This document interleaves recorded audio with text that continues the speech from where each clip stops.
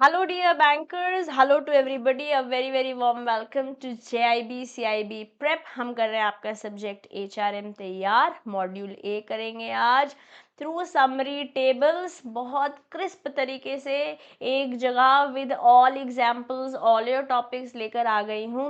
Module A में हमारे पास है योर यूनिट्स 1 to 5. ये सब कुछ आज ही हम इस नेक्स्ट 1.5 आवर में कंप्लीट करेंगे.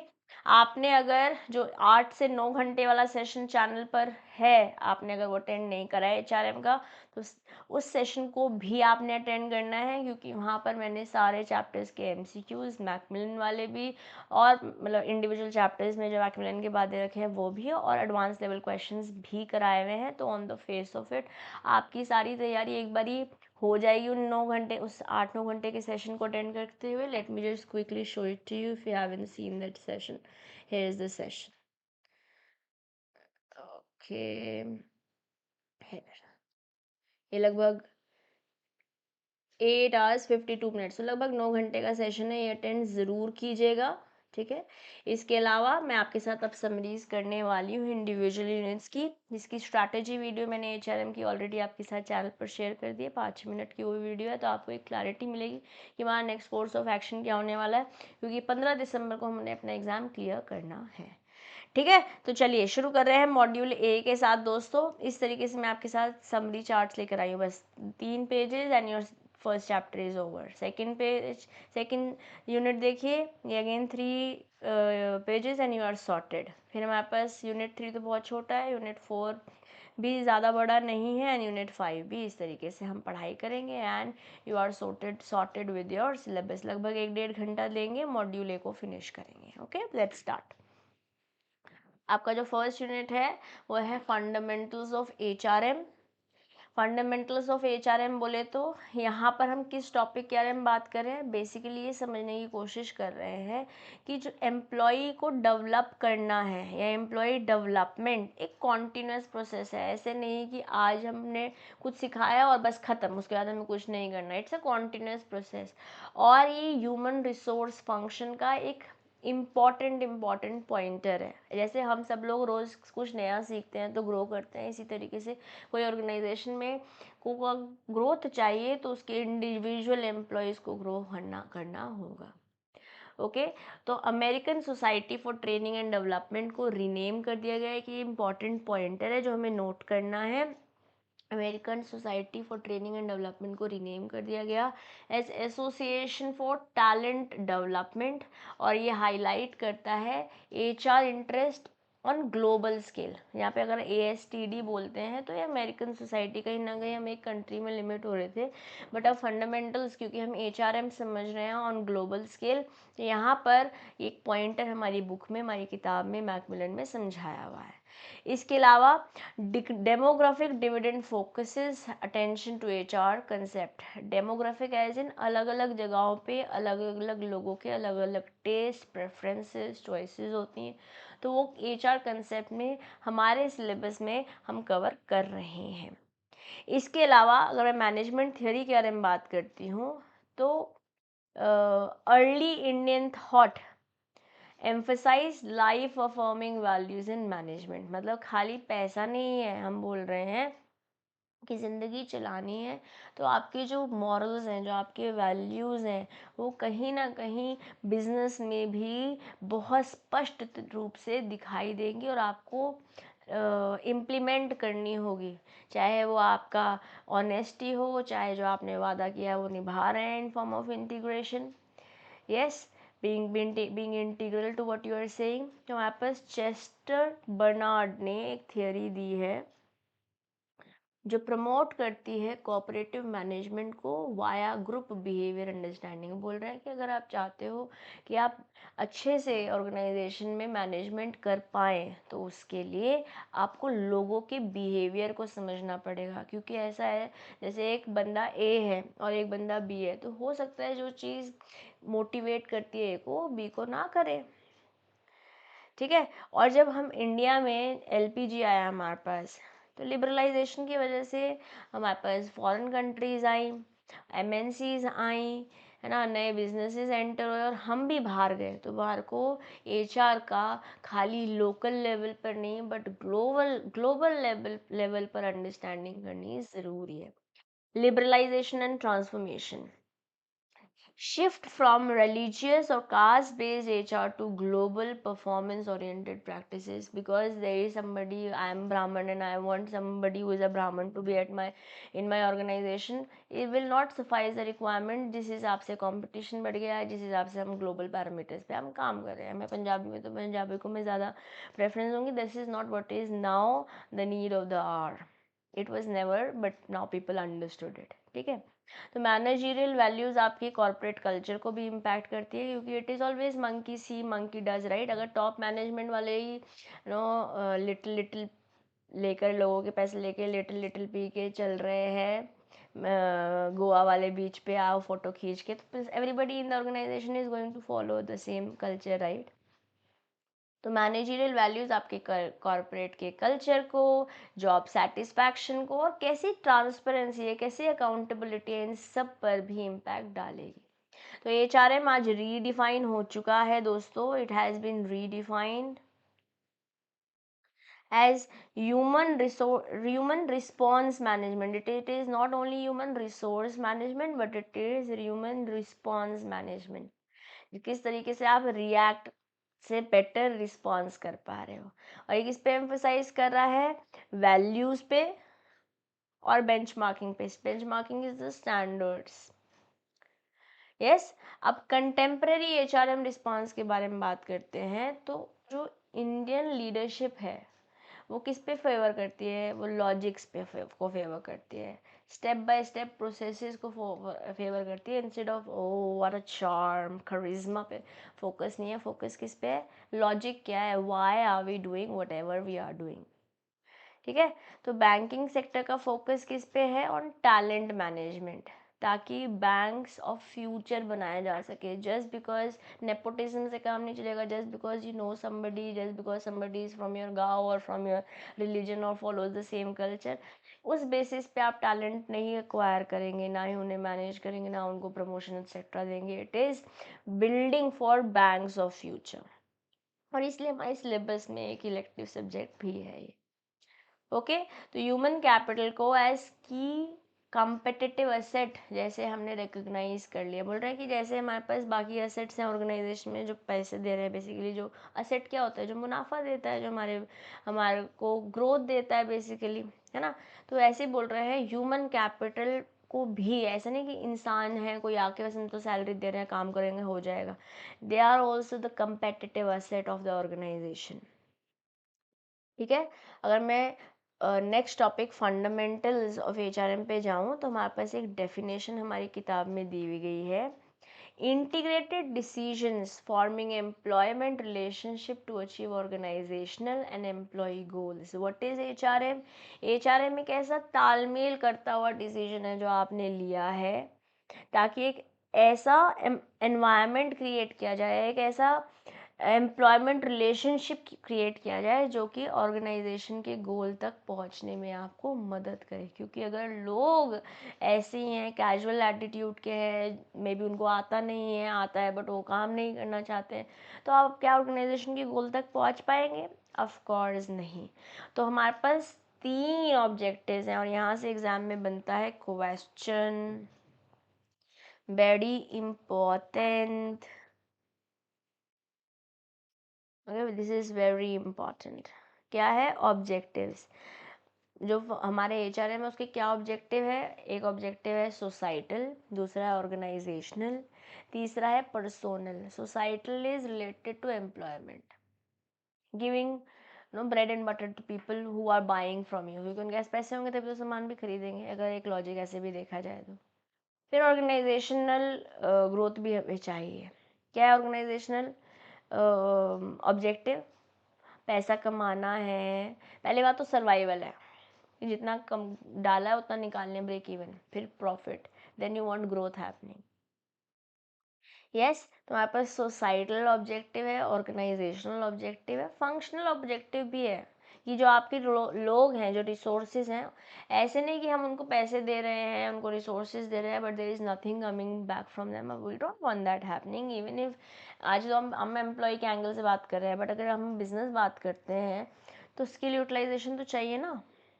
उसके अलावा जो आपके लोग हैं, मतलब ऐसे तो पर्सोनल में ही फंक्शनल और रेमेंडेशन आना चाहिए, बट हमारी बुक में इसको सेपरेटली दिया हुआ है। तो societal, organisational, functional and personal objective में क्लासीफाई कर रहा है हमारे ह्यूमन रिसोर्स डेवलपमेंट को। या आज human resource sorry not human resource development, human resource management, और आज ये रीडिफाइन हो चुका है ह्यूमन रिस्पॉन्स मैनेजमेंट जैसे।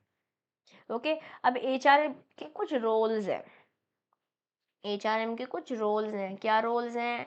एडवाइजरी रोल है, फंक्शनल रोल है, सर्विस रोल है और स्पेशलिस्ट रोल भी है। क्या कर रहे हैं ये इंडिविजुअल रोल्स के अंदर? एडवाइजरी रोल में बेसिकली एचआरएम के अंदर गाइड किया जा रहा है कि ये पॉलिसीज़ हैं, ये प्रोसीजर्स हैं जो आपको फॉलो करने हैं। People working in the organisation, we advise you to follow this. Okay then you have functional role. Functional role क्या है? ये कैसे एचआर प्रोग्राम्स को इफेक्टिवली लगाया जाए। जैसे मान लेते हैं एचआरएम प्रोग्राम ये लगा हुआ है कि आपको 18 छुट्टियां मिलेंगी, 6 casual leaves, 6 earn leaves, 6 XYZ leaves, ठीक है। तो अब इसको इम्प्लीमेंट कैसे करोगे? फंक्शनल रोल के थ्रू। Okay then you have service roles. Service roles मतलब आपको जॉब डिस्क्रिप्शंस और प्रोफाइल्स के साथ चीज़ों को डेजिग्नेट करना है। जैसे मान लेते हैं आपकी ऑर्गेनाइजेशन में 100 लोगों की ज़रूरत है। पहली बात तो आपको ये पता होना चाहिए कि 100 लोग की ज़रूरत है। अब वो 100 लोग क्या काम करेंगे, कौन, कितने लोग फिनेंस में होंगे, कितने लोग सेल्स में होंगे, कितने लोग मार्केटिंग में होंगे, कितने लोग प्रोडक्शन में होंगे। और उनमें भी अगर मान लेते हैं प्रोडक्शन ला रहे हैं तो क्या रॉ मटेरियल परचेजिंग के लिए लोग चाहिए, मैनेजमेंट के लिए लोग चाहिए, सुपरवाइजरी लेवल पे लोग चाहिए। तो आपको जॉब डिस्क्रिप्शंस और प्रोफाइल्स क्रिएट करनी होगी जो कि सर्विस रोल में। And then you have specialist role जो कि फोकस करते हैं एक्सपर्टीज, बिकॉज स्पेशलाइजेशन नहीं है तो हो नहीं पाएगा। जैसे नमिता थापर बोलती हैं इन शार्क टैंक इंडिया, इस पे मेरा एक्सपर्टीज नहीं है तो मैं आपकी कोई हेल्प नहीं कर पाऊंगी and therefore I am out. उसी तरीके से एचआरएम में, ह्यूमन रिसोर्स मैनेजमेंट में हमारे पास ये 3 रोल्स हैं। क्या क्या रोल्स हैं दोस्तों? Advisory role, functional role, service role and specialist role. क्या यहाँ से क्वेश्चंस पूछे जा सकते हैं? बिल्कुल। और इसी वजह से मैं यहाँ से ये टॉपिक आपके लिए एक नो सिंपली क्रिस्प डायरेक्ट बात तरीके से लेकर आई हूँ। ओके नाउ क्या एचआरएम के कुछ फंक्शंस हैं? जी 3 फंक्शंस हैं हमारे पास एचआरएम के। एक तो वही है जो आप एबीएफएम में पढ़ के आए हैं, मैनेजरियल फंक्शन, जहाँ आप planning, organising, staffing, directing, controlling करते हैं। ठीक है, ये आप ऑलरेडी एबीएफएम में भी पढ़ कर आए हैं। आपका मॉड्यूल ये ए इसी के बारे में बात करता था। Okay then you have operational function. Operational function में क्या करोगे? एज जब आप काम करोगे ऑर्गेनाइजेशन में, लोगों से काम कराओगे, तो आपको सामान खरीदना होगा, उस पर काम करना होगा, कैसे कंपनसेशन, मॉनेटरी अलाउंसेस कैसे रहेगा, और सब कुछ इंटीग्रेट कैसे होगा। प्लस ऐसा तो नहीं कि आपने एसेट खरीद लिया बस हो गया, उसे मेंटेन करना पड़ेगा। आपने गाड़ी ले लिया तो उसकी मेंटेनेंस लेते हो ना, इवन एज अ पर्सन। तो ऑर्गेनाइजेशन में भी एज एन एचआरएम और ह्यूमन रिसोर्स जो आपका फंक्शन रहेगा, मैनेजरियल फंक्शन तो रहेगा ह्यूमन रिसोर्स मैनेजमेंट या ह्यूमन रिस्पॉन्स मैनेजमेंट में, ऑपरेशनल फंक्शंस भी रहेंगे, जैसे कि सामान या असेट्स प्रोक्योर करना, रॉ मटेरियल प्रोक्योर करना, इन्वेंट्री प्रोक्योर करना, what ever it is. Operations, काम काम कैसे करोगे? इमेजिन करो अपने आप को एज बिजनेसमैन, तो आप सामान खरीदोगे भी, उस पर काम करोगे भी, जो लोग काम कर रहे हैं उनको पैसे भी दोगे, चीज़ों को इंटीग्रेट करोगे। ये पता चल रहा है कि सामान बनाने के लिए लोग बैठे हुए हैं बट परचेज ही नहीं हुआ था, या सामान बन तो गया है बट सेल्स वालों को बताया ही नहीं है कि उसकी सेल होनी है, या मार्केटिंग वाले उसको शो केस ही नहीं कर रहे हैं सामान बन गया। तो there has to be integration, right, operational level पर जो काम कर रहे हैं उस लेवल पर। And ultimately you want development to happen. Development कैसे होगा? लोग जो ऑर्गेनाइजेशन में आए उनको आपने ट्रेन कर दिया, अब उनको काम करना आ गया, तो अपने आप नहीं चाहोगे कि लोग छोड़ के चले जाए। Retention also is what you want. Then you can counsel people कि देखो अभी ये रोल है, अगर आपको यहाँ जाना है तो this is what we expected out of you, या ये अच्छा नहीं चल रहा है तो क्रिटिकली आप फीडबैक दे सकते हो, कंस्ट्रक्टिव फीडबैक दे सकते हो, कैसे बेटर किया जा सकता है। मान लेते हैं कुछ चेंजेस आ रहे हैं ऑर्गेनाइजेशन में, जैसे एक पर्टिकुलर हमारे पास चैप्टर भी है, ठीक है, अगर चेंजेस आ रहे हैं, चेंज ना तो आपको पसंद है ना मुझे पसंद है, पसंद है क्या, तो चेंज को इंसान रिलक्टेंट होता है चेंज को एक्सेप्ट करने में। तो चेंज को कैसे मैनेज करना है, लोग को कैसे एंगेज करना है, क्योंकि जैसे मान लेते हैं मैं आपसे बात कर रही हूँ और बस मैं बोलती चली जा रही हूँ, तो may be will get bored, but when I ask you चमका क्या, तो लगता है हाँ आया, तो हाँ आपका ब्रेन भी रजिस्टर करता है आया, और अगर नहीं आया तो आप पूछते हो, अगेन नाउ ब्रेन रजिस्टर्ड कि अच्छा ये आया और ये नहीं आया। इसी तरीके से ऑर्गेनाइजेशन में you want people to have you know as managers, as promoters, people at higher level want people at lower level, और even if you are not in the management level, engagement चाहिए, not only at organisational internal level but बाहर social media engagement चाहिए, लोग कितना footfall आ रहा है आपकी website पे, कौन लोग आ रहे हैं, क्या बात कर रहे हैं, सब बातें भी तो चाहिए ना डेवलपमेंट होने के लिए।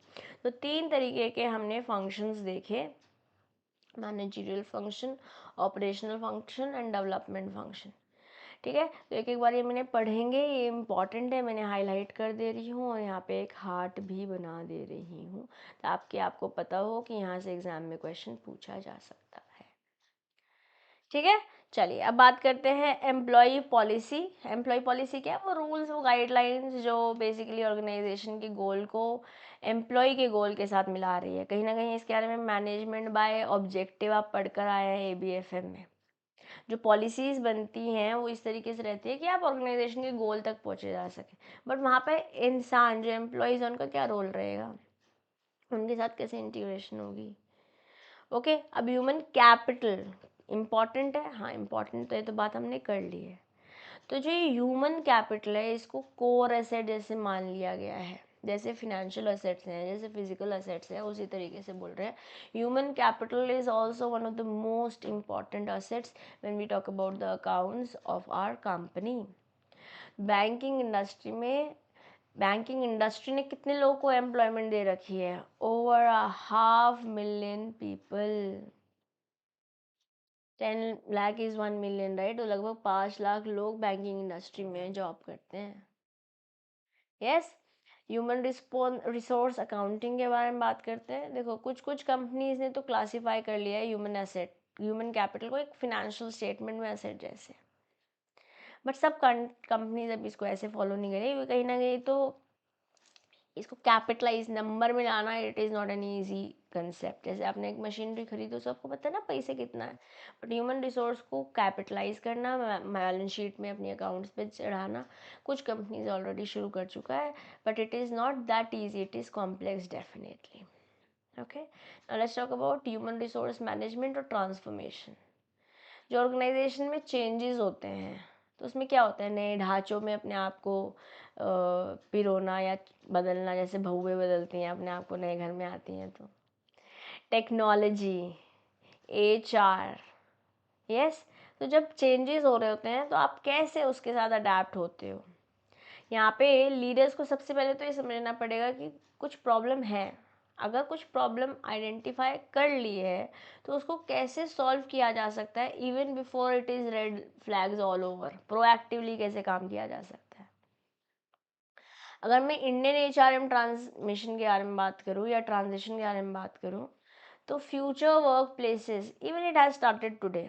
आज मैनेजरियल ट्रेनिंग पे काफ़ी फोकस किया जाता है, स्ट्रक्चरल रीडिज़ाइनिंग पे काफ़ी फोकस किया जाता है। Ultimately you want your organization to thrive, to be the best, excellent, yes. तो ऑर्गेनाइजेशन आज नॉलेज हब्स जैसे भी इवॉल्व हो रही हैं और यहाँ से आपसे एग्जाम में क्वेश्चन पूछा जा सकता है,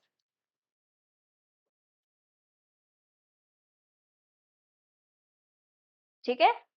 now moon lighting it's an important concept. What is moon lighting, moon lighting refer करता है, जैसे मान लेते हैं मैं दिन में तो जॉब करती हूँ इस JIB CIB प्रेप पे, ठीक है, और शाम को मैं कुछ और अपना कर रही हूँ, तो मून लाइटिंग क्या है, जब एडिशनल जॉब्स कर रहे होते हो alongside primary one, and a lot of organization do not allow this, okay. आज चैलेंजेस क्या दिखने को मिल रहे हैं एचआर को, ह्यूमन रिसोर्स में, या जो आपका डिपार्टमेंट है से, वो करंटली क्या चैलेंजेस को फोकस कर रहा है? सबसे पहला है, जो इंडिया की एचआर कंपेटिटिवनेस है, कहीं ना कहीं एशियन नेशन से पीछे है। तो ये एक प्रॉब्लम है। क्यों? क्योंकि जॉब्स कम है, यंग वर्कफोर्स में इतना ज़ील नहीं है, व्हाट डू दे वांट। कहीं ना कहीं ट्रेनिंग सिस्टम उतना अच्छा नहीं है, लेबर स्किल्ड नहीं है, या उतना उन पर रिलाय नहीं किया जा सकता। ओके। तो ये प्रॉब्लम रही आपकी। ये प्रॉब्लम क्यों हुई उसके बारे में बात हुई है। अब इसका सल्यूशन क्या हो सकता है? How can it be how can it be resolve, इसके बारे में कैसे बात हो रखी है? या तो हम ऑन द जॉब ट्रेनिंग दे सकते हैं, काम करते करते सिखा दे रहे हैं, या ऑफ द जॉब ट्रेनिंग दे सकते हैं, जैसे अपने अप्रेंटिसशिप ट्रेनिंग के बारे में स्टाफिंग में भी हम बात करिए। नॉट अप्रेंटिसशिप, वेस्टिबल ट्रेनिंग, है ना? जहाँ पे जैसे फॉर एग्जांपल कोई हैवी मशीनरी पे आपको काम करना है तो एकदम नहीं भेज सकते, बट वैसी और similar type of machinery create करके सिखा दे रहे हैं, और अब आपको बता देंगे, अब now you know it and you can implement it. ठीक है। अब रिलेशनशिप क्या है एचआरएम, पीएम और एचआरडी में, people management, human resource management और ह्यूमन रिसोर्स डेवलपमेंट में क्या रिलेशनशिप है? कहीं ना एक समय था जब लोगों को इतनी नॉलेज नहीं थी इंडिया में, लेबर क्लास बहुत सारी थी, but now today people are working, people study, तो उनको जॉब्स बेटर मिल पाती हैं, या ऐसे बोल सकते हैं उनकी वो स्किल्ड है, a little more skilled than the previous generation में भी। तो यहाँ पे पहले क्या था, लोगों को लेबर को मैनेज करना होता था, अब आपको ह्यूमन कैपिटल को मैनेज करना है। एक ट्रांजिशन हो रहा है। तो जो एचआर है, जो ह्यूमन रिसोर्स डिपार्टमेंट है, या ह्यूमन रिसोर्स का एंटायर, क्या बोल सकते हैं, people who are working on the management और द डेवलपमेंट, वहाँ पे उनको पहले तो प्लान करना पड़ेगा कितने लोग चाहिए, फिर उस राइट पर्सन राइट प्लेस में चाहिए भी, उनकी डेवलपमेंट एज ट्रेन करना पड़ेगा, not only for the current jobs but overall, so that the growth happens, because when जो इंसान काम कर रहा है वो ग्रो करेगा तो ऑर्गेनाइजेशन भी ग्रो करेगी। कैसे रिवॉर्ड करना है, कैसे उन्हें रेमनरेट करना है, प्लस क्वालिटी कैसे मेंटेन करनी है। ठीक है। अब क्या आप एक एम्प्लॉयमेंट ब्रांड बना सकते हैं? वो भी एक पॉइंटर है जो कंसिडर करना होगा।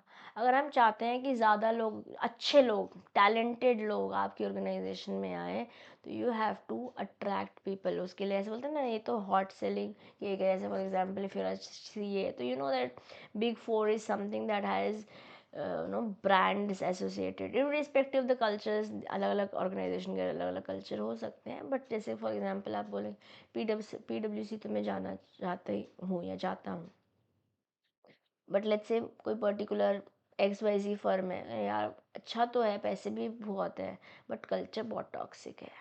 तो ये कहीं ना कहीं आपने उस ब्रांड के साथ एक एम्प्लॉयमेंट इमेज बना दी है। बट अगर एक अच्छा वर्क प्लेस है तो लोगों को अट्रैक्ट भी करेगा, लोग वहाँ छोड़ के भी जाना नहीं चाहेगा, और वहाँ पे टैलेंट भी नर्चर होगा। ठीक है।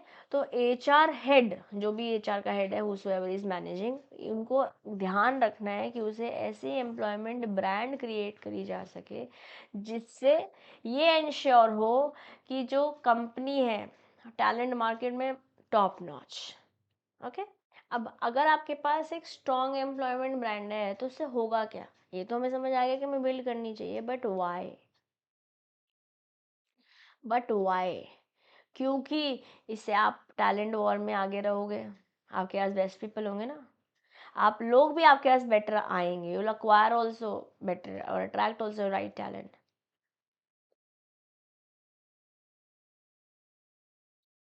Enhance quality of resumes received, जो लोग आपके पास अप्लाई कर रहे हैं उनकी भी क्वालिटी बेटर होगी।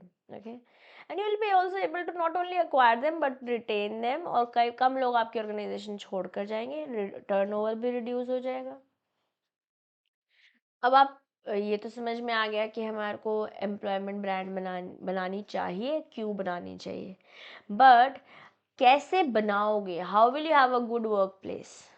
जब आप फ्रीडम दोगे थोड़ा वर्क की, फ्री हैंड दोगे, ऑफ कोर्स जो तुम्हारा मन कर रहा है आके सिलाई बुनाई कढ़ाई करो और चले जाओ, वो नहीं हो सकता। फ्रीडम दो, थोड़ा सा फ्री हैंड दो।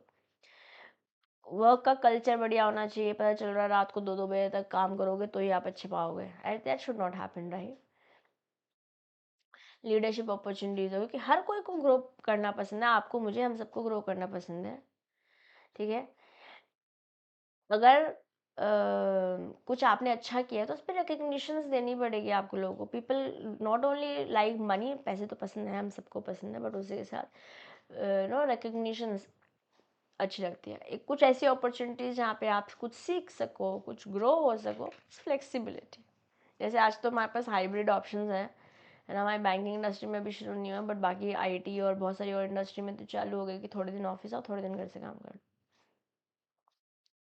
ओके, बट इसके भी कुछ चैलेंजेस हैं, कुछ रिस्पॉन्सिबिलिटीज़ हैं, है ना? जैसे आपको जॉब सिक्योरिटी, अब मान लेते हैं आपने किसी को जॉब सिक्योरिटी तो कहीं ना कहीं प्रोवाइड कर दी, कि निकालते नहीं है एज ऑर्गेनाइजेशन लोग, you are building a brand for yourself, but there could be some people who are lazy, not giving the best.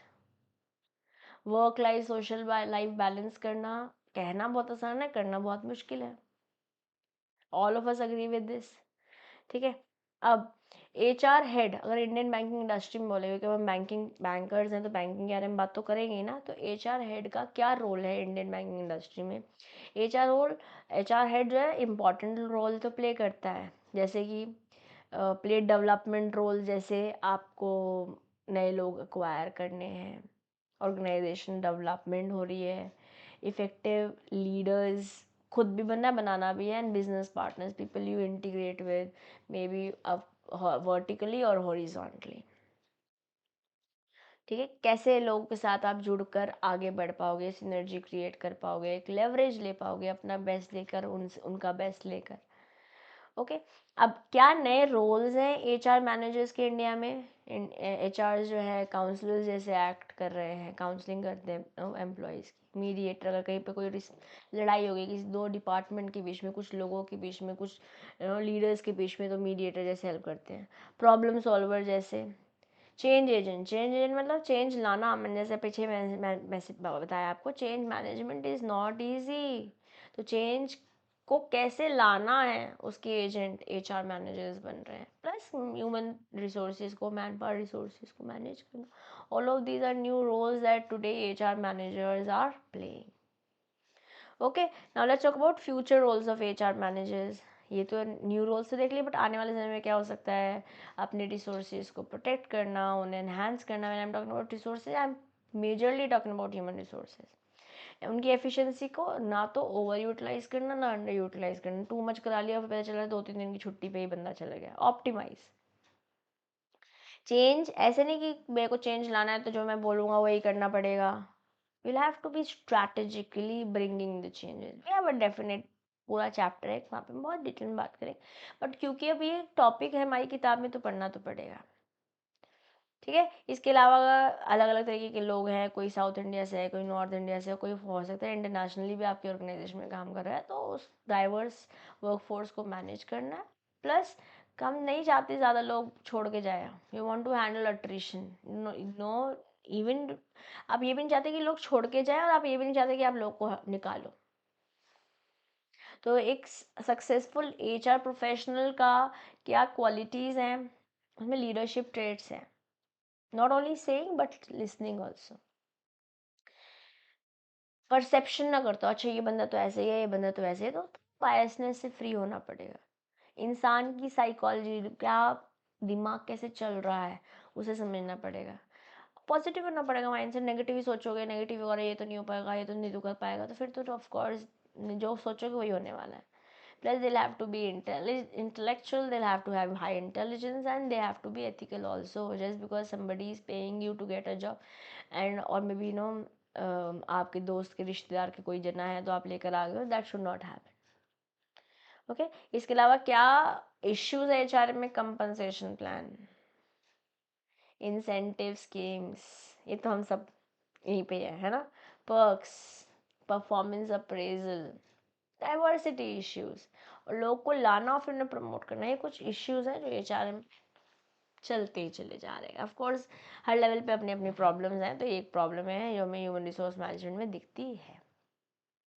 इसके साथ यूनिट 1 हुआ डन। कितने देर में हमने यूनिट 1 कर लिया?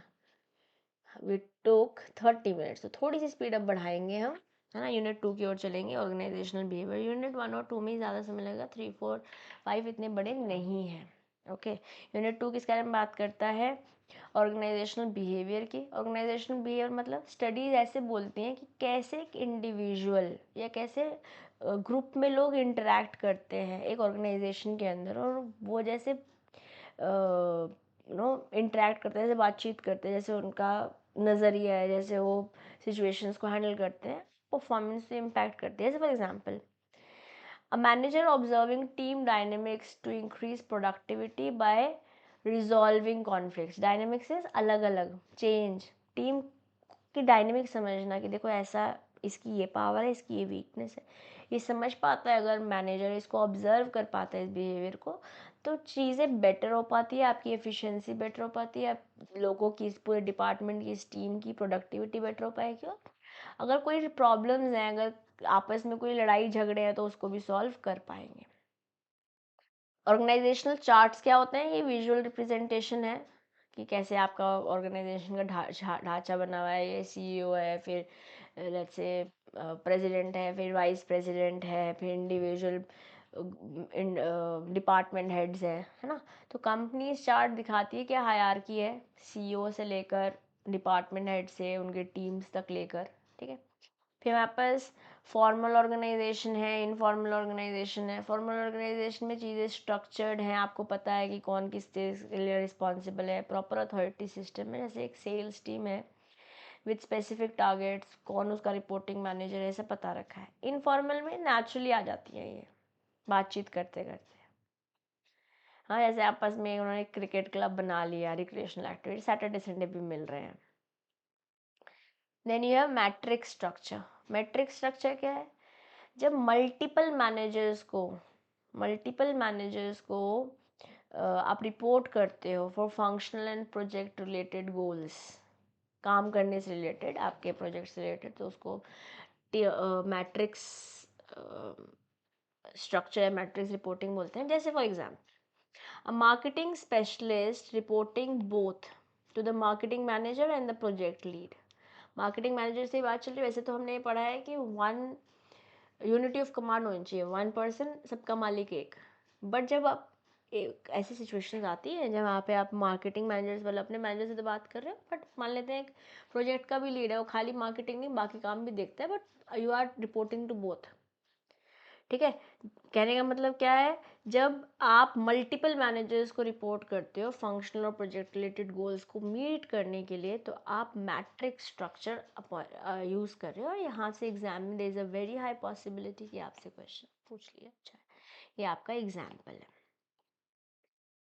मैंने कोशिश करी है हर एक पॉइंटर के आपको एग्जाम्पल दिए जाए, hence forth from unit 2, 3, 4, 5 all.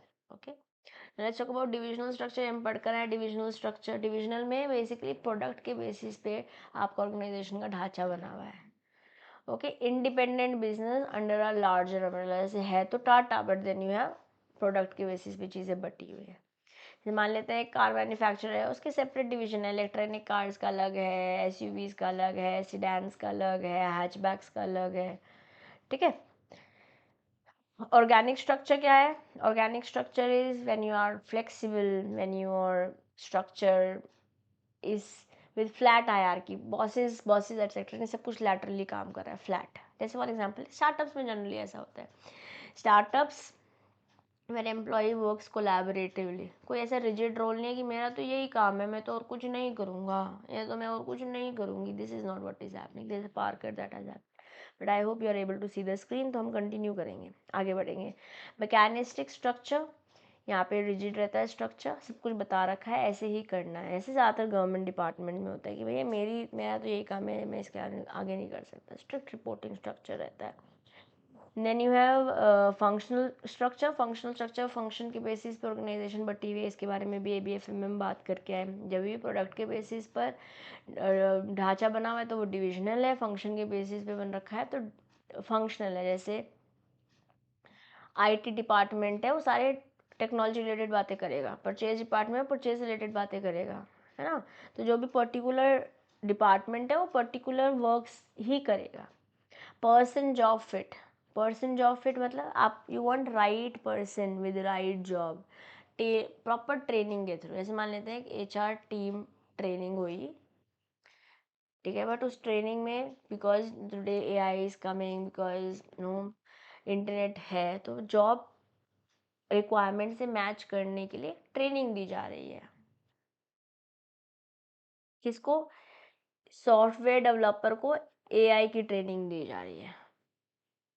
कौन दे रहा है? HR वाला बंदा दे रहा है, क्योंकि हमारा चैप्टर ही HR से रिलेटेड है, ह्यूमन रिसोर्स रिलेटेड है। फिर हमारे को टक मैन ने कुछ बोला है रिलेटेड टू ग्रुप डेवलपमेंट। हमारे पास टोटल 5 स्टेजेस हैं, 5 stages of team development: form, storm, norm, perform and adjourn. Okay, a project team aligns roles after conflicts. पहले तो आपने बनाई एक टीम बनाई, फॉर्म करी। स्टॉर्मिंग इज ब्रेन स्टॉर्मिंग, बातचीत कर रहे हैं, अपने अपने फेवर्स एंड अगेंस्ट बातें कर रहे हैं।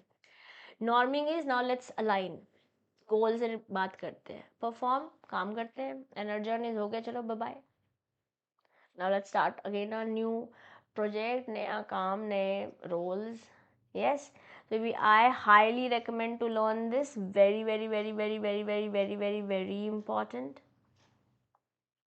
इसको कर रही हूँ मैं हार्ट मार्क और लिख भी दे रही हूँ, ये इम्पॉर्टेंट है, वेरी इम्पॉर्टेंट है। Okay, let's now talk about command group.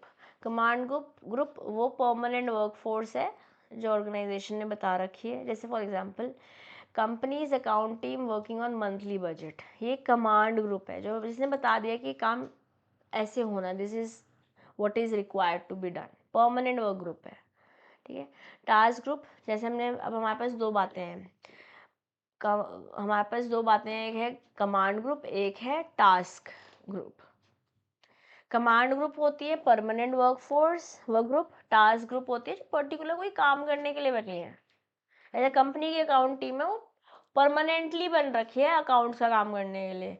जब कोई टेम्परेरी काम करने के लिए किसी स्पेसिफिक गोल के लिए काम किया जाता है तो वो टास्क ग्रुप होती है। ऐसे फॉर एग्जाम्पल एक कमेटी बनी है, कोई प्रोडक्ट लॉन्च होना है उस रिलेटेड बात करने के लिए, ठीक है। Then you have friendship groups, social interest, weekend पे कोई किताब का क्लब है, डांसिंग का क्लब है, it could be anything that is made by the employees themselves. Interest groups, आप सेम गोल्स और इंटरेस्ट शेयर करते हैं।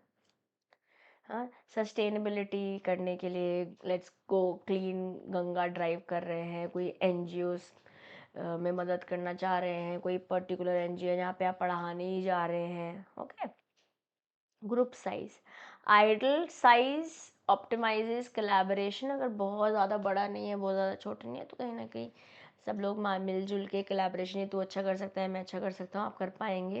And you will also be able to avoid social loafing, ऐसे हमें रिंगलमैन ने बोला है, this is a Ringelmann effect. Okay, this is known as Ringelmann effect. Like for example एक मान लेते हैं एक टीम है 5 डेवलपर्स की जो एफिशिएंटली इफेक्टिवली वो काम कर रही है कंपेयर टू लार्ज ग्रुप्स, क्योंकि वहाँ पे अनइवन कंट्रीब्यूशन है, कोई एक तो बहुत सा काम कर रहा है, कोई एक बहुत कम काम कर रहा है, ठीक है। तो अगर आप चाहते हो कि चीज़ें अच्छे आइडली काम किया जा सके तो ग्रुप साइज ना तो बहुत बड़ा होना चाहिए ना बहुत छोटा होना चाहिए, ऐसा हमें रिंगलमैन इफेक्ट बोलता है। And this is important, will have to take a note of this one.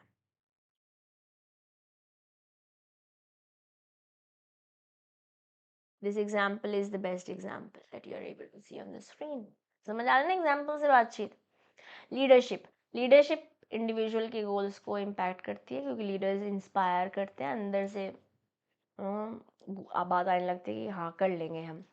Management focus करते कुछ ऐसी बातों पे जैसे planning, organising, staffing, directing, controlling. Ultimately management is a process, है art, where you work in a team, you work with people, you get the work done through people, ताकि आप effectively efficiently गोल तक पहुंच पे आए। और इस पे तो हम पूरी डेडिकेटेड चैप्टर करके आए हैं BFM पे। जैसे एक ऑपरेशंस मैनेजर है who is scheduling resources for a factory. So what is he doing? He is doing management, right? और मैनेजमेंट खाली एक जगह तो होती नहीं, तो सभी जगह होती है, चाहे बिजनेस हो चाहे बिजनेस ना हो. Okay, then you have leadership versus management. Leadership क्या करती है? इंस्पायर करती है चेंज, जबकि मैनेजमेंट इंश्योर करती है सस्टेनेबिलिटी. क्या ये इंपॉर्टेंट बात है? बिल्कुल, वेरी इंपॉर्टेंट. जैसे एक सीईओ है, उसने इंट्रोड्यूस किया कि सस्टेनेबिलिटी गोल्स चाहिए, ये लीडरशिप है. वेयर एज मैनेजर्स इंश्योर रोज रोज डेट एवरी डे सस्टेनेबिलिटी हो. इंट्रोड्यूस, इंस्पिरेशन कौन ला रहा है? लीडर्स. वो चलता रहे कौन कर रहा है? Management. Did we understand? important, very important. Okay, give me a moment.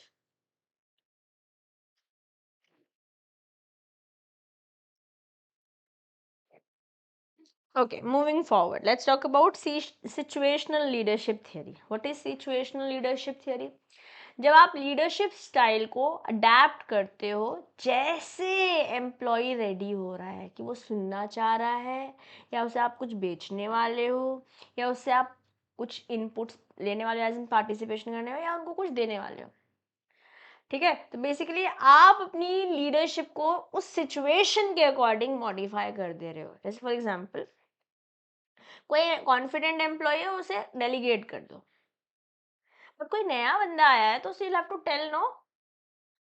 Yes, then you have transformational leadership.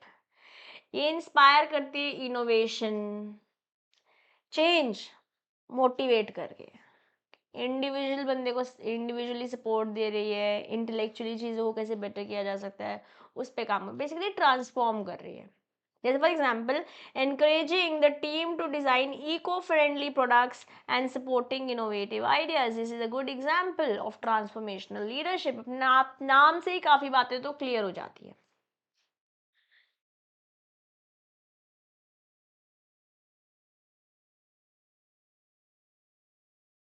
Give me a moment. आ रही है क्या हमें? Audio, yes, fine. Okay, now is transactional relationship. He focus transaction. किस पे? पैसा. अच्छा करोगे तो मजा, नहीं करोगे तो सजा, ताकि एम्प्लॉइज को मैनेज किया जा सके. ओके, तो यहाँ पे बोनसेस ऑफर करते हैं जो लोग अचीव कर रहे हैं, या अगर if you are not up to the mark तो फायरिंग के पीआईपी पे डाला जा सकता है. Then there is a concept known as benchmarking concept. Benchmarking concept क्या है? एक ऐसा प्रोसेस है जहाँ पे आप कंपेयर करते हो बिजनेस मेट्रिक्स जैसे कि cost, productivity, quality with industry leaders. जैसे मान लेते हैं हमारी ऑर्गेनाइजेशन में क्या हो रहा है और इंडस्ट्री के लीडर्स क्या कर रहे हैं, ताकि आप बेस्ट प्रैक्टिसेस को अडॉप्ट कर सको. जैसे मान लेते हैं एक बैंकिंग कंपनी है,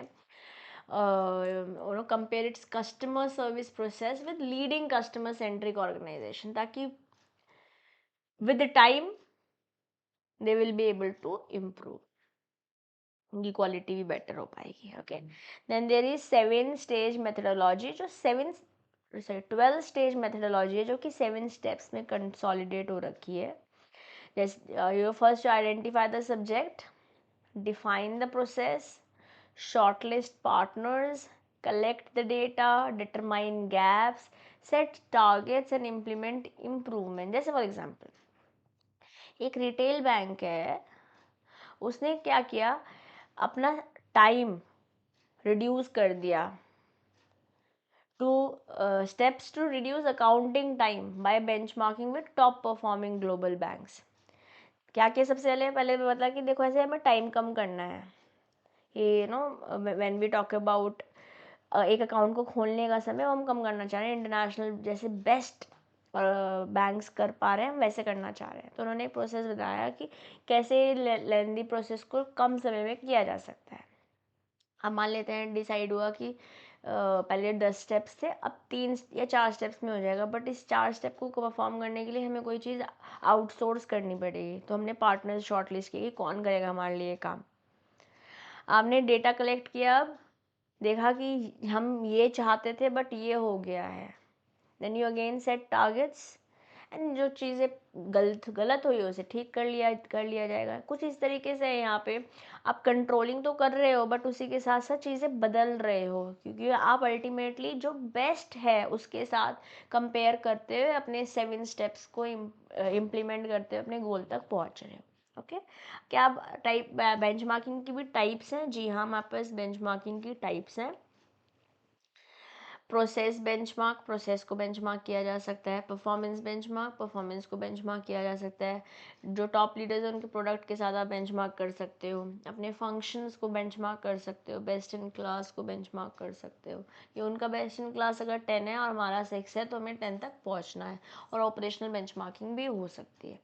जैसे एक बैंक कंडक्ट कर सकता है प्रोसेस बेंचमार्किंग किसी टेक कंपनी के साथ, ताकि वो उसका जो इंफॉर्मेशन टेक्नोलॉजी वर्कफ्लो है वो ऑप्टिमाइज किया जा सके। ठीक है, अब benchmarking IT in Indian banks, McKinsey and company ने एक सर्वे किया था।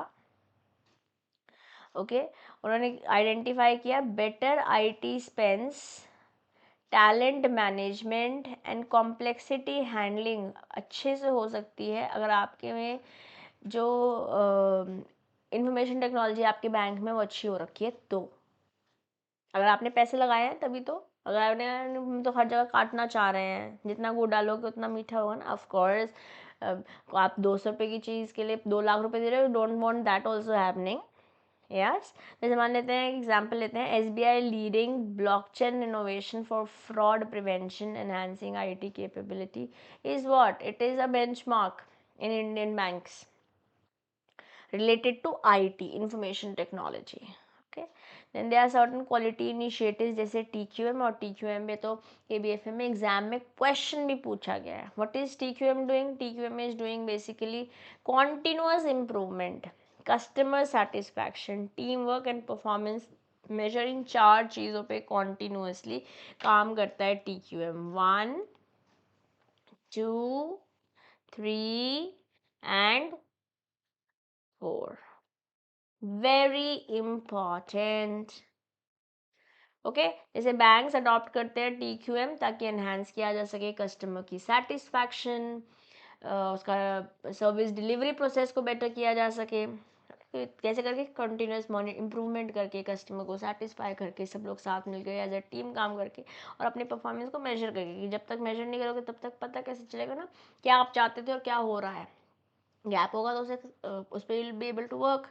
Then there is business process reengineering, मतलब एक प्रोसेस चल रहा था, उस प्रोसेस को आप री इंजीनियर कर रहे हो, मे बी जो अननेसेसरी चीज़ है उनको एलिमिनेट कर रहे हो, बेसिकली रीडिज़ाइन कर रहे हो प्रोसेस को फंडामेंटली, ताकि आपकी एफिशिएंसी बढ़ सके और खर्चा घट सके।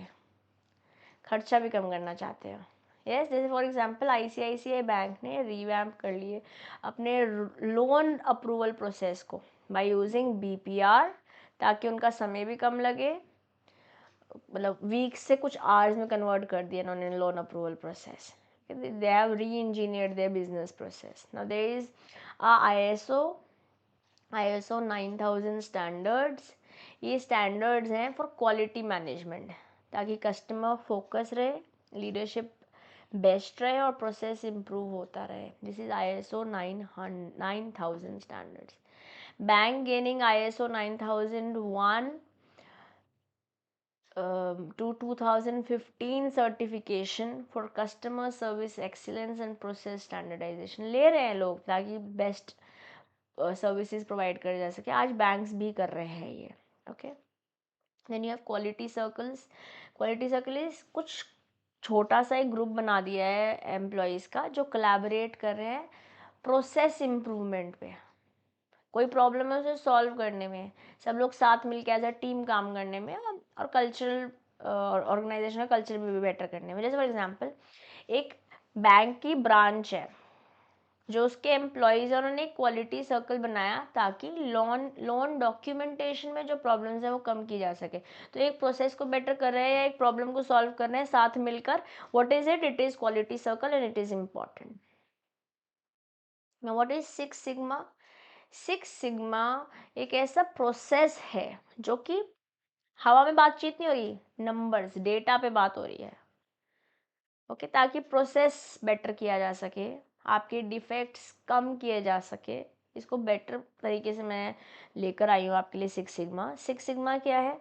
सिक्स सिग्मा एक डेटा ड्रिवन मेथडोलॉजी है, ओके, फॉर प्रोसेस इम्प्रूवमेंट, कि कम से कम गलतियाँ हों। जैसे 3.4 डिफेक्ट्स पर मिलियन अपॉर्चुनिटीज, मतलब अगर 1 मिलियन है तो उसमें से सिर्फ 3.4 डिफेक्ट्स ही हो। That's the agenda happening behind six sigma.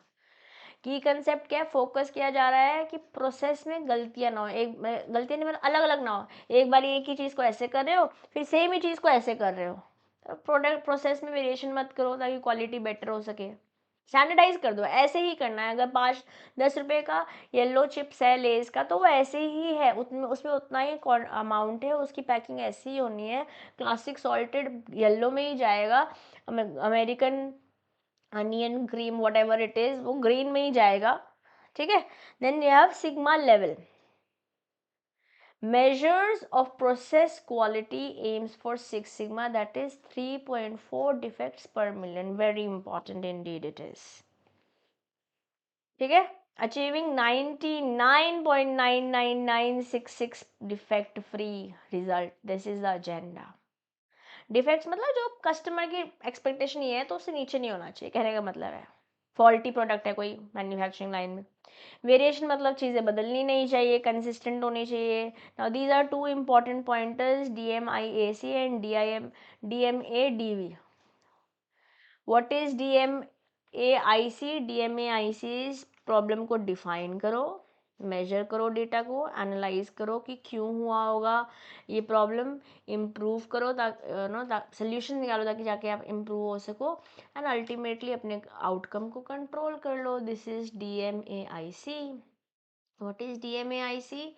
Define the problem, measure the data, analyse कि ऐसा गलती क्यों हुई होगी, इम्प्रूवमेंट कैसे की जा सकती है, find a solution on it, and control the outcome. Basically core methodology है कि अपने प्रोसेस को इम्प्रूव करने की, ताकि 1 मिलियन में से सिर्फ 3.4 डिफेक्ट्स ही निकल कर आए, उससे ज़्यादा नहीं।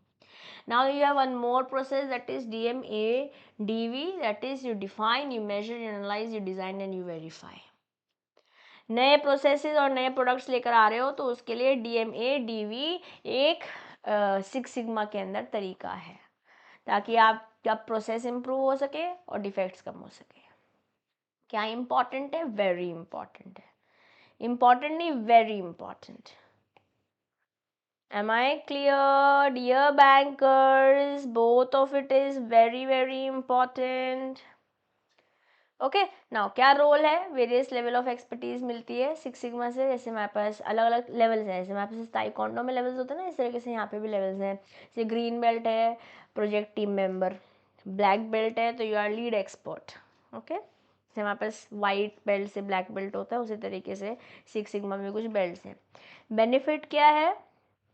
क्वालिटी बेटर हो पाती है, खर्चा कम हो पाता है, कस्टमर सेटिस्फैक्शन बढ़ पाता है। Yes, fewer product returns due to defect, otherwise खराब होगा तो लोग वापस भेजेंगे ना, कस्टमर सेटिस्फाइड नहीं रहेंगे। And then industries widely used across manufacturing, health care, finance, IT, ये सारी इंडस्ट्रीज मेजरली सिक्स सिग्मा इस्तेमाल कर रही हैं। Then you have kaizen.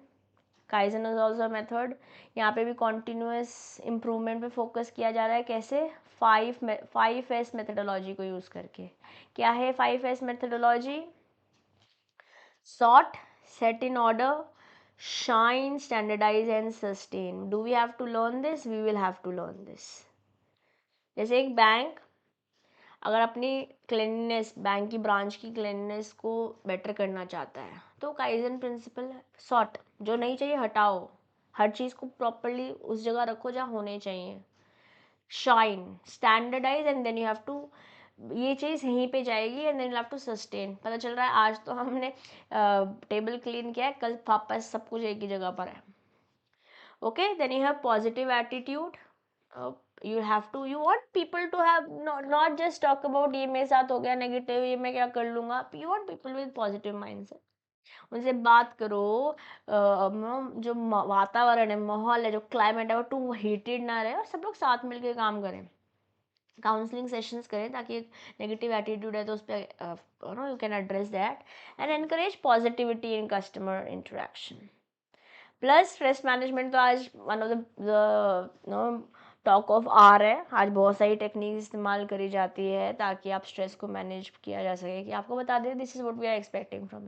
तो अब 10 चीज़ें और नहीं करनी मुझे। आज तो योगा, मेडिटेशन एक्सेट्रा भी फ्री सेशंस हो रहे हैं ऑर्गेनाइजेशन में, है ना। जैसे एक बैंक है, उसने इंट्रोड्यूस कर दिया योगा एंड मेडिटेशन वर्कफोर्स, ताकि पीक सीजन में स्ट्रेस मैनेज हो सके। देन योर बिजनेस एटिकेट्स, एक तरीके से कुछ गाइडलाइंस दे दी हैं कि प्रोफेशनली आपको कैसे बिहेव करना है, कैसे बातचीत करनी है, तू इधर आ जा, ऐसे नहीं चल सकती बात है ना। Bank employees following adhering to professional dress codes, respectful communication with customers and also colleagues. ठीक, तो ये रहा आपका चैप्टर नंबर 2। मज़ा आया कि नहीं आया? I have worked very hard in the background making these charts for you and I'll be sharing these with you on CMA Disha दुआ टेलीग्राम ग्रुप।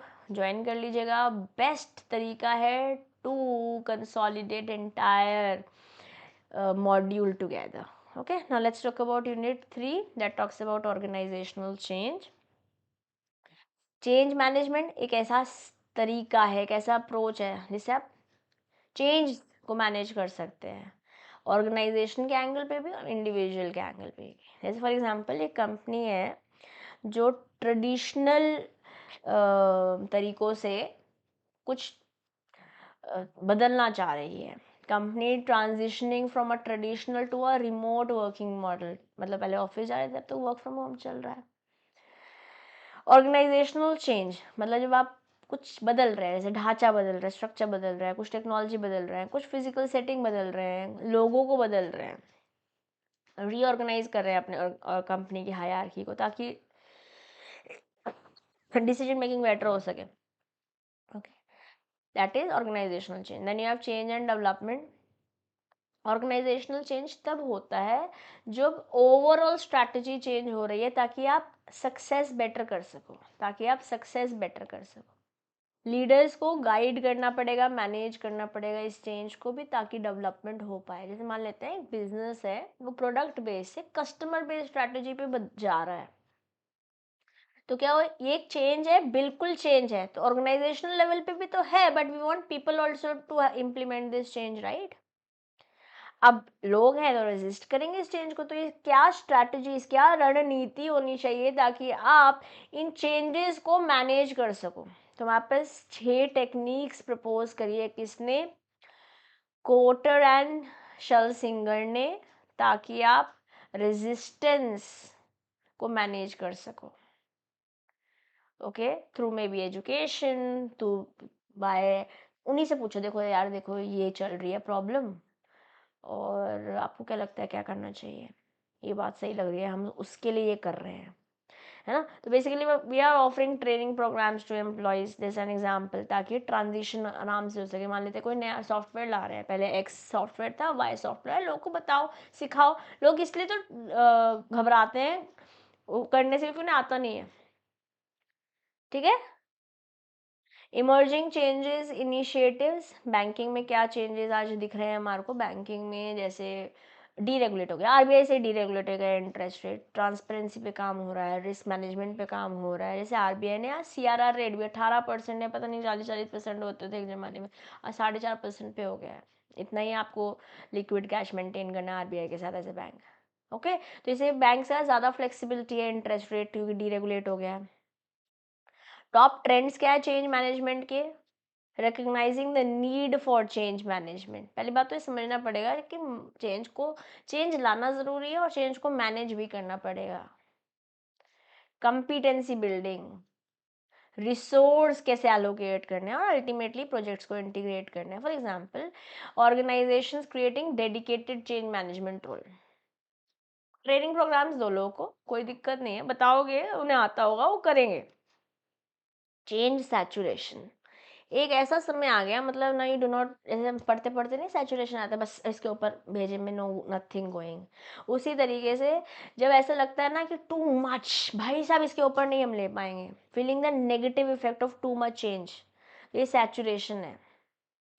बहुत ज़्यादा सॉफ्टवेयर में बार बार चेंज हो रहा है, पॉलिसी में चेंज हो रहा है, तो लोग चाहते हैं यार, that's the saturation point. So for this, पहली बात तो बहुत ज़्यादा चेंजेस बार बार नहीं लाने, मतलब लोग कहेंगे इनका तो यही काम है। But then they are change agents who help you understand the problem, diagnose the problem, relationships कैसे बेटर कर सकते हो, गोल को कैसे इम्प्लीमेंट कर सकते हो. जो लीडर्स हैं वो सक्सेसफुली ट्रांजिशन कर पा रहे हैं लेट्स से एक टीम को नए सॉफ्टवेयर को यूज़ करने में, बट कैसे, प्रॉपर गाइडेंस के थ्रू, प्रॉपर ट्रेनिंग्स के थ्रू, प्रॉपर सपोर्ट के थ्रू. ओके हमारे पास अब 4 की एलिमेंट्स हैं सक्सेसफुल चेंज के लिए. प्रेशर फॉर चेंज, पहले तो चेंज तो होना पड़ेगा. क्यों क्यों ऐसा क्यों? Shared vision. हाँ, अब किसकी क्या कैपेसिटी है चेंज होने की, वो समझनी पड़ेगी और फिर अकॉर्डिंगली एक्शन लेंगे. जैसे मान लेते हैं कंपनी ने का क्लियर विजन है या लीडरशिप कमिटमेंट है कि डिजिटल ट्रांसफॉर्मेशन लाना है, तो प्रेशर तो आ रहा है, but then you share this vision and see how can we do it and then you perform ultimately. Okay फिर हमारे पास ना जॉन कोटर ने 8 स्टेप्स दिए हैं for this change management. Okay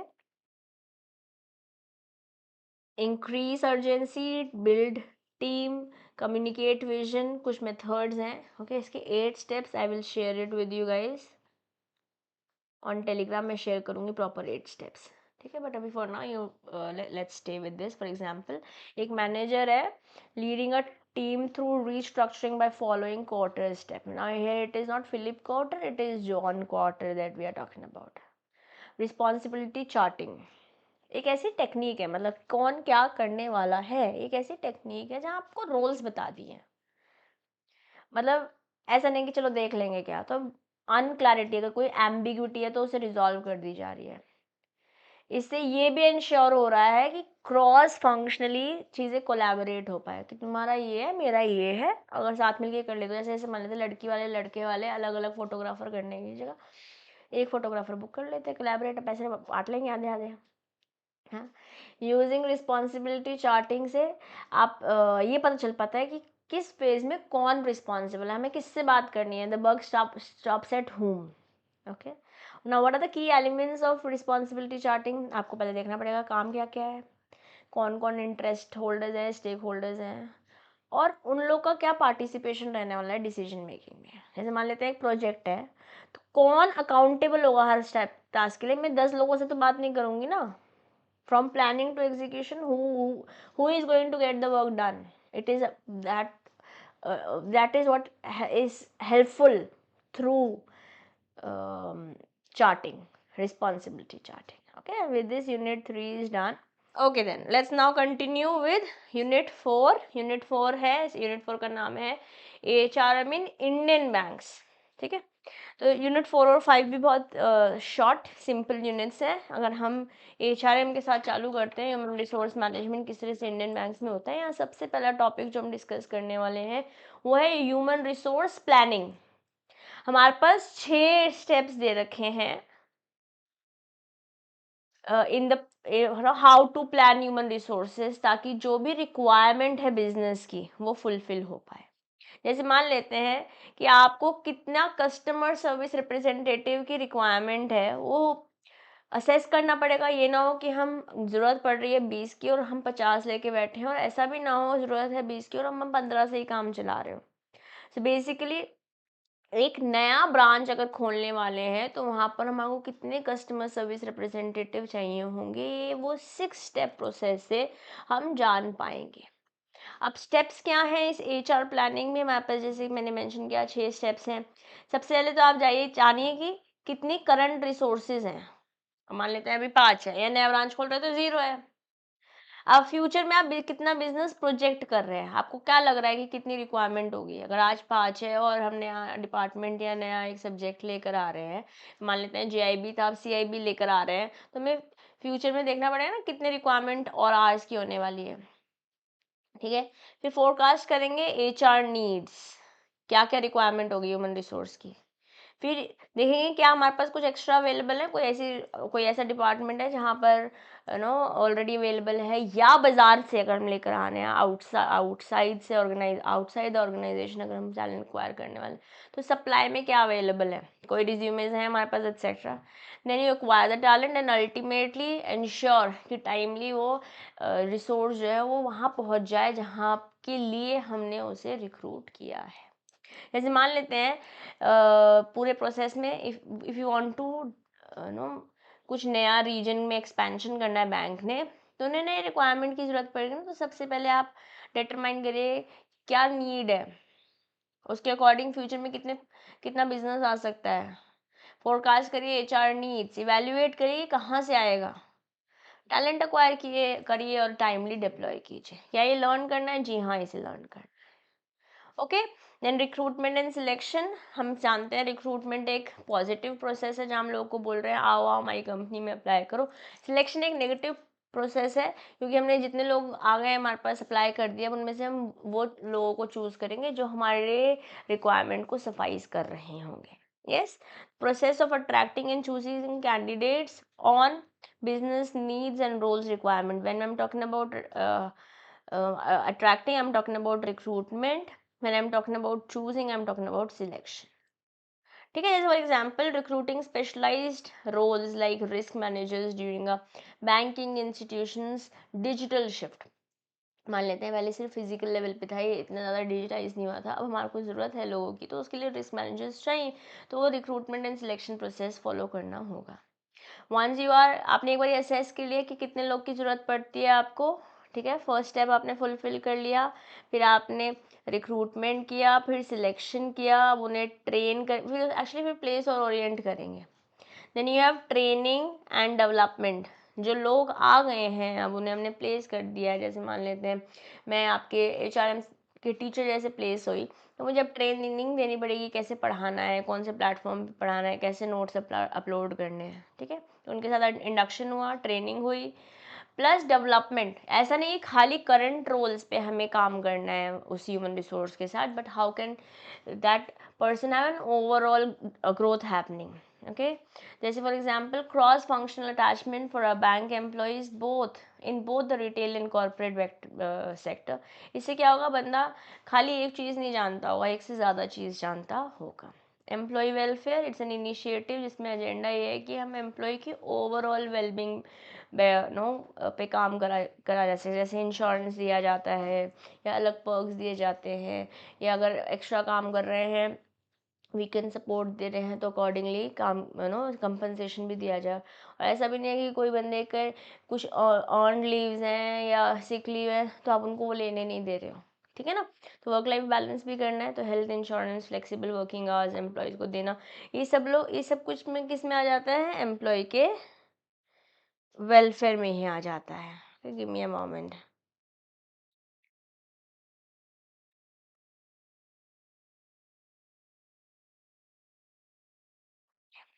ना, कंपनसेशन, जो पैसे पेमेंट दे रहे हो पैकेज में, पेमेंट दे रहे हो बंदे को ताकि वो काम करता रहे, या परफॉर्मेंस रिटेन बेस्ड बोनसेस कि आपने इतनी फिक्स पेज है, लेट्स से 25,000 इज फिक्स पे, बाकी जितना भी आप सेल जनरेट करोगे उसका 5% 10% आप, या फिर अगर कोई स्टार्टअप है तो उसमें ई सॉप्स दिए जाते हैं, क्योंकि बहुत सैलरीज ऑफर वहाँ पर नहीं कर पाते respective of the work that the person is putting in.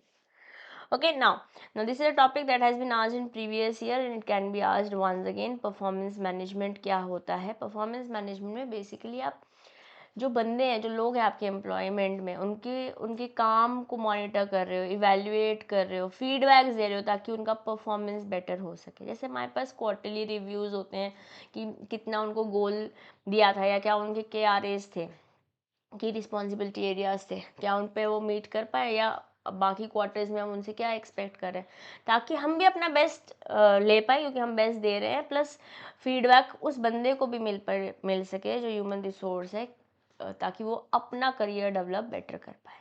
Now, HR department से क्या एक्सपेक्टेशन है?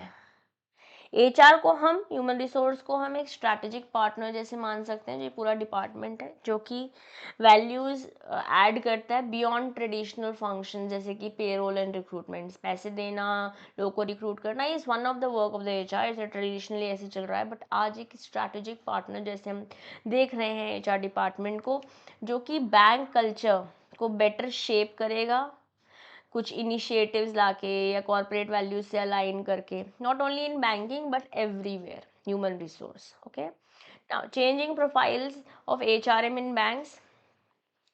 HR को आज हम एक की स्ट्रैटेजिक फंक्शन जैसे मान सकते हैं, क्योंकि सब चीज़ रिप्लेसेबल है, बट क्या इंसान रिप्लेसेबल है? क्या ह्यूमन कैपिटल को रिप्लेस कर सकते हो आप? कोई और आ सकता है, बट जो बंदा था एग्जैक्ट वो नहीं हो पाएगा, वैल्यूएबल है, नॉन रिप्लेसेबल है, अनमोल बोल सकते हैं जैसे। हाँ, banks focusing on leadership development programs is a part of HR evolving strategic roles.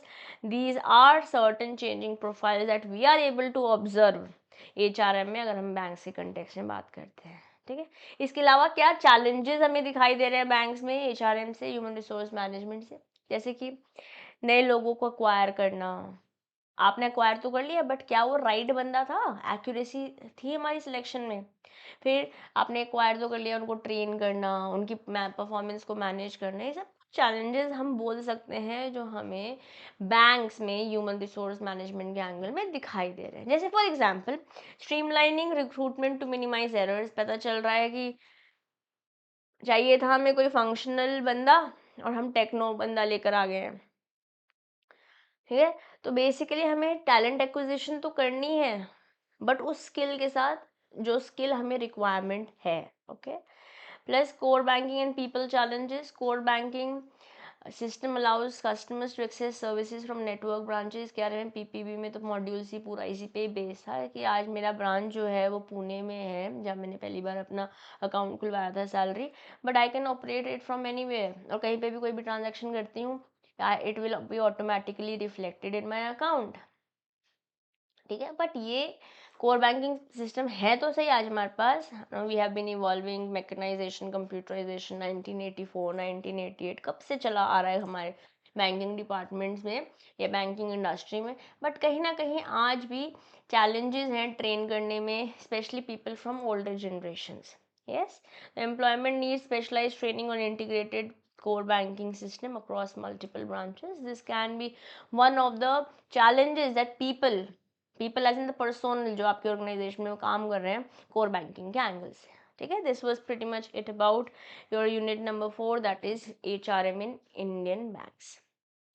ठीक है, चलो अब बात करते हैं knowledge management, very important chapter. ये चैप्टर ही अपने आप में काफ़ी ज़्यादा इम्पॉर्टेंट है, बिल्कुल अच्छे से सुनेंगे, ज़्यादा बड़ा नहीं है बट इम्पॉर्टेंट है। ओके, के एम बोले तो नॉलेज मैनेजमेंट, एक नॉलेज को मैनेज करना बैंकिंग एरियाज में बहुत इम्पॉर्टेंट है, क्योंकि एक समय था जब बैंक लेबर इंटेंसिव थी, या industry as an whole industry labour intensive थी। आज ये नॉलेज ड्रिवन इंडस्ट्री है।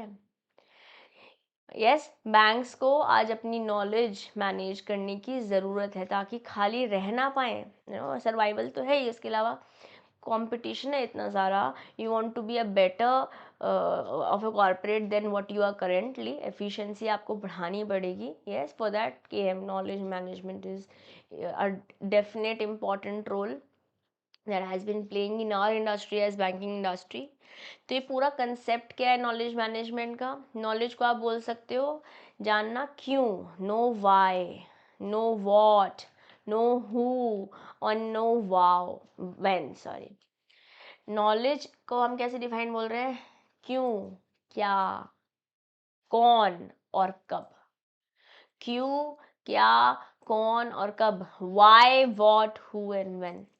No why could relate to understanding customer needs, क्यों चाहिए एक कस्टमर को, और कैसे दिया जा सकता है या क्या दिया जा सकता है।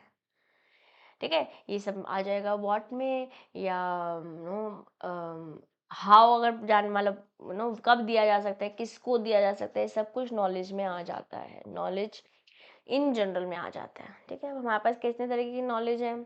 हमारे पास एक्सप्लिसिट नॉलेज है जो कोडिफाइड है, जो हमारे पास अवेलेबल है, कहीं ना कहीं लिखी होगी, कहीं ना कहीं से आपको मिल जाएगी। इसके अलावा हमारे पास टैसिट है जो कि पर्सनल है, एक्सपीरियंस से ही आती है। जैसे एक्सप्लिसिट में आपको ईमेल से कुछ बता दिया गया, चार्ट्स के थ्रू बता दिया गया, डॉक्यूमेंटेशन के थ्रू बता दिया गया, कुछ नॉलेज इस तरीके से दी गई। बट टैसिट ये आपको धीरे धीरे विद टाइम आ रही है, skills that you have gained through your experience। ठीक है, then you have knowledge management की डेफिनेशन। नॉलेज मैनेजमेंट की डेफिनेशन क्या है? नॉलेज मैनेजमेंट एक ऐसा प्रोसेस है जिससे आप गैदर कर रहे हो, ऑर्गेनाइज कर रहे हो, शेयर कर रहे हो, एनालाइज कर रहे हो नॉलेज को एक ऑर्गेनाइजेशन के अंदर। जैसे कि अगर मैं बैंक्स के बारे में बात करती हूँ तो नॉलेज मैनेजमेंट हेल्प करता है कस्टमर डेटा को मैनेज करने में, इंटरनल प्रोसेसेस को मैनेज करने में, और एम्प्लॉय की एक्सपर्टीज़ को भी मैनेज करने में। बेसिकली जहाँ आप गैदर कर रहे हो उस इंफॉर्मेशन जो आपके पास आ गया उसको प्रॉपरली ऑर्गेनाइज कर रहे हो, शेयर कर रहे हो और एनालाइज भी कर रहे हो, ताकि आप अपनी नॉलेज को मैनेज कर सको to reach the goals of the organization. Okay. Now, what are the drivers of KM और नॉलेज मैनेजमेंट? जो आज एडवांसेस हमें दिखाई दिए हैं कोर टेक्नोलॉजी में, ग्लोबलाइजेशन आ गई है, बिजनेस उतना भी सिंपल नहीं रहा, कॉम्प्लेक्सिटीज बढ़ गई है, इनोवेशन की कॉन्टिन्यूस रिक्वायरमेंट है, वर्कफोर्स मूव कर रही है, और कहीं ना कहीं across industries people want recognition. या तो आज जैसे हम एआई का इस्तेमाल कर रहे हैं, डेटा माइनिंग का इस्तेमाल कर रहे हैं बैंकिंग इंडस्ट्री में भी, ताकि जो इतना बड़ा हमारे पास डेटा सेट है, इतना बड़ा लार्ज फुटप्रिंट है डेटा का, उसको इस्तेमाल किया जा सके और अपनी सर्विसेज को बेटर किया जा सके। यस, ये ड्राइवर्स हैं केएम के। Now what are the significant features of KM और knowledge management?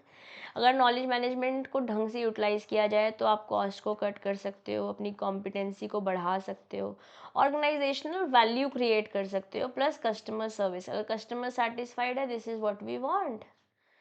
Yes, better customer service, efficient or effective loan proposal, risk assessment, continuous learning, all of these are the features of knowledge management, and I suggest you to go through them post this session. ये notes मैं आपके साथ CM में दिशा दुआ Telegram group पे share कर दूंगी। Now KM इन banks को पता समझ में आता है कि नॉलेज मैनेजमेंट इंपॉर्टेंट है, क्योंकि ऐसा डेटा भी इतना सारा है, उनको अगर कॉम्पिटिटिव होना है, अपने मैन पावर सिलेक्शन और ट्रेनिंग को बेटर करना है, तो नॉलेज मैनेजमेंट तो आपको इम्प्लीमेंट करनी ही पड़ेगी। यस, तो जब बैंक्स यूज़ करते हैं नॉलेज मैनेजमेंट को, तो एम्प्लॉय की ट्रेनिंग बेटर कर पाते हैं, उनको ज़्यादा अच्छे से समझ आ पाता है कस्टमर को चाहिए क्या, कैसे दे सकते हैं, कौन दे सकता है, क्या प्रोडक्ट्स ऑफर करी जा सकते हैं। क्योंकि जो हमने ऊपर बात करी, why, what, who and when, this is what is knowledge, right? And then you manage it, correct? Now knowledge management के कुछ मॉडल्स हैं जहाँ से वेरी हाई पॉसिबिलिटी है, very high possibility to be asked in your examination. Last attempt में भी पूछा गया है। ओके, प्रीवियसली एक DIKAR मॉडल होता था, बट इसको हम उल्टा बोलते हैं, रैकिड की तरह अडेप्ट किया जाता है। Okay, what is it? Let me just quickly show it to you. It is data, information, knowledge, action and result. Do we need to learn this? Absolutely, we have to learn. इसको आपको learn करना पड़ेगा। Data, information, knowledge, action and results. उल्टा बोल रहे हैं इसको हम, RAKID, रैकिड। अडेप्ट रैकिड जैसे किया जाता है, data, information, knowledge, action and result. Result base पे आप एक्शन ले रहे हो, अपनी नॉलेज को अकॉर्डिंगली मैनेज कर रहे हो, जो इन्फॉर्मेशन आया है वो थ्रू डेटा आया है। यस, तो रैकिड मॉडल क्या है? You collect the data, you create information of it, and you take effective action so that you get the results. Am I clear? Are we good? Very important, very very important indeed. Okay, now let's talk about implementation of knowledge management in bank. Focus क्या है? आप employ की understanding, जो business के processes हैं, organisation की knowledge है, उसको बेटर करना चाहते हो। जैसे जब नॉलेज मैनेजमेंट अगर बैंक्स में लिया है, ठीक है, तो आपके ऑपरेशंस बेटर हो पाएंगे, आपकी इंटरनल नॉलेज जो भी शेयर करनी है, कलेक्शन करना है, शेयर करना है, वो बेटर हो पाएगी। Okay, now KM application in banks, present और फ्यूचर मैं बोलती हूँ। अगर नॉलेज मैनेजमेंट है तो इससे क्या होगा? आपके जो प्रोडक्ट्स हैं वो बहुत कम्पिटिटिव हो पाएंगे। जैसे कि आप लीडरशिप कॉस्ट मिनिमाइज कर पाएंगे, आप लोगों से कैसे बेटर है या डिफरेंट है, why should people choose you, you will be able to share it better, and similarly you will be able to focus more on the goals of your organization, and not only have it but share it with your people, क्योंकि जब लोगों को पता होगा वो अपना best accordingly they रहे होंगे। जैसे जब आप नॉलेज मैनेजमेंट का इस्तेमाल करते हो for target marketing, targeted marketing, या फिर कुछ यूनिक बैंकिंग प्रोडक्ट बना रही हो। यूनिक मतलब how are you different than others, what's your USP, what is your unique selling proposition. okay, this is when you apply the knowledge management currently and even for future of the bank to grow। ठीक है, इसके अलावा IT and database management क्या है, DBMS, that is database management services system, help करता है कि आप डेटा को कैप्चर करो, फिर उसे एनालाइज करो, ताकि आप अपने डिसीजंस उस डेटा पे, हवा में नहीं, डेटा पे बेस कर सको। यस, तो सेंट्रलाइज डेटा वेयरहाउस सारे कस्टमर डेटा को स्टोर करता है अलग अलग ब्रांचेस से, ताकि मैनेजमेंट बेटर हो पाए।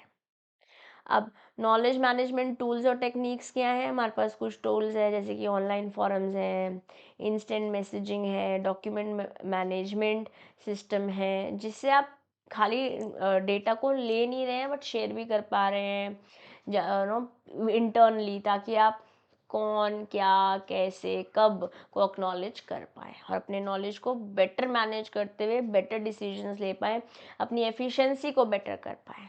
ठीक है, online distribution forums, document management system, data mining tools, ये सब नॉलेज मैनेजमेंट टूल्स और टेक्निक्स हैं।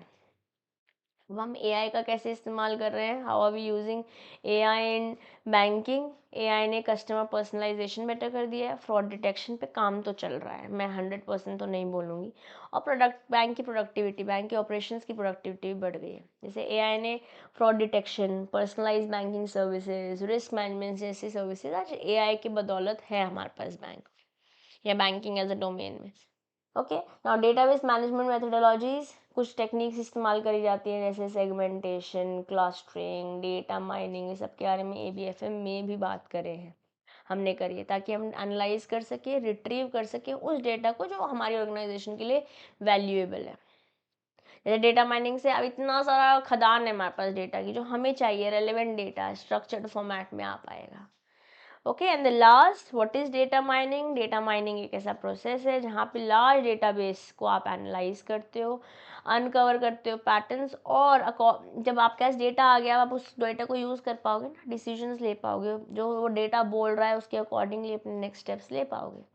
जैसे आप एनालाइज कर पाओगे कस्टमर का बिहेवियर क्या है, एक पर्सनलाइज प्रोडक्ट है उस पर कस्टमर का बिहेवियर क्या है, तो अकॉर्डिंगली आप नए प्रोडक्ट्स बना पाओगे, नए ऑफरिंग्स दे पाओगे। ठीक है जी, तो this is about your unit 5 done. Module A हो गया done. Less than 90 minutes and we are done with your entire module A. Module A B C are not going to take a lot of time, D में थोड़ा समय हमें लगेगा, ई में भी हमें थोड़ा समय लगेगा। ठीक है, बट हम इंडिविजुअली मॉड्यूल्स करते जा रहे हैं। MCQs मैंने जैसे आपके साथ 9 घंटे का सेशन ऑलरेडी शेयर कर रखा है, आप वो MCQs वहाँ से करिए, कंसेप्ट मेरे साथ करिए, कोई क्वेश्चन आता है तो मेरे से आप पूछ सकते हैं। ठीक है, बाकी इसी के साथ we are done with your module A. अगर अभी तक आपने टेलीग्राम ग्रुप ज्वाइन नहीं किया है तो ज़रूर कर लीजिए, ताकि मैं जब सेशन के बाद कंटेंट आपके साथ शेयर करूं then you have easy access to it. How do you join the Telegram group, it is CMA Disha Dua. You join this Telegram group and JIB prep Telegram group भी आप ज्वाइन कर सकते हैं, ताकि post the session content consume कर पाए, और कोई क्वेश्चन है तो वो भी पूछ पाए। ठीक है, I am also available on Instagram, disha.dua29 is my Insta handle. With this, I'll take your leave, dear bankers. Have a wonderful evening and a beautiful day ahead tomorrow. Let's give our best in HRM and clear our examination. Taking your leave, this is your friend and your teacher, CMA Disha Dua, signing off for today. Bye bye.